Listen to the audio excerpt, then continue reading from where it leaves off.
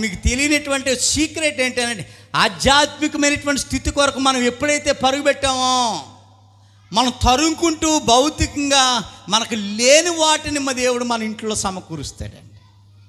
భౌతిక అవసరాలన్నీ మన ఇంటికి వచ్చి మన ఇంటి తలుపు తడతాయండి. ఆ సంగతి ఎవరికి అర్థం కావట్లా. ఆధ్యాత్మిక దేవుడి కోసం, దేవుని సంఘం కొరకు, పరిచర్య కోసం, గుడి కోసం ఆలోచిస్తే, దాని కొరకు మన కుటుంబం ప్రయాసపడితే, భౌతిక అవసరాలు మన ఇంటి తలుపు తట్టి, తలుపుది నేను బయట ఉండలేకపోతున్నానని ఓ టీవీ అంటది, ఓ ఫ్రిడ్జ్ అంటది, ఓ మిక్సీ అంటది, ఓ బంగారపు గొలుసు అంటది, ఓ చీర అంటది, ఓ ప్యాంట్ అంటది, ఓ చెప్పులు అంటాయి. తలుపుది నేను బయట ఉండను, నీ ఇంట్లోకి వచ్చేస్తాను.